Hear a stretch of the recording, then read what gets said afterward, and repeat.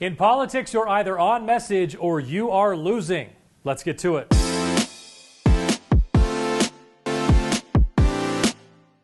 Welcome to On Message, a weekly look at where the battle lines are drawn and who is winning the war of words. This week, On the Beat.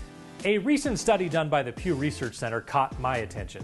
It looked at the evolution of the way media covers state-level politics, specifically the number of reporters who are on the beat at state capitals across the country. Now, across the U.S., the overall number of journalists covering state legislatures and the governor's office has increased by 11%, while the number of full-time reporters decreased by half. Here in Utah, the numbers are a little bit different than that. This was interesting to me because the Pew study compares today to 2014, which is the time when I was working as Governor Gary Herbert's spokesman, interacting with the media every single day. Back then, there were 27 journalists who covered Utah politics, including 13 who did it full-time. Today, the overall number is significantly higher, with 41 journalists covering Capitol Hill in some capacity, 14 of them working the beat full-time, 24 covering it part-time, and 3 in the other category classified as interns or student journalists. So, while the number of full-time State House reporters had dropped significantly across the country, Utah has actually added one to the total, though the overall percentage of the total press corps that's full-time has decreased. More reporters covering local politics certainly has its benefits and its drawbacks for politicians and for reporters themselves. As the media landscape has evolved, there are more outlets, not just more reporters at the same 4 TV stations and 2 newspapers. You got blogs, websites, and even podcasters who are all part of the coverage, and that splits the audience.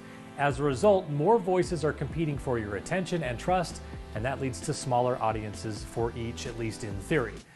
That's good because one outlet doesn't have an outsized influence on what people think, but it's also more challenging to relay accurate information to the public. From a spokesman's perspective, more reporters means more demand for answers, and that can get complicated, especially if they're all working on different topics on the same day. It's also worth mentioning more reporters and more coverage isn't the same thing as better coverage. Reporters with less experience can be a challenge for politicians and their communication teams because they can focus on getting the facts right about the story, but miss that larger historical context. That puts more pressure on the source to provide that background information and help frame a story accurately. Institutional knowledge is important, and it comes with time and with experience. When I was the governor's spokesman, I worked with a great press corps. I loved them. That group included Rod Decker, Lisa Riley Roche, Robert Gerke, and Rich Pyatt. I also worked with some folks still working on the Hill today like Ben Winslow, Glenn Mills, and more. And although it's by nature an adversarial relationship, it's also important to build a level of trust between the spokesperson and reporters.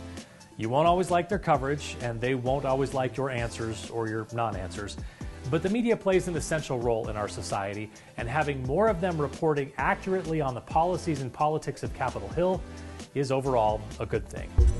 That's it for this week. More On Message in the next issue of the Utah Political Underground. Make sure you visit the website and sign up for our weekly email update.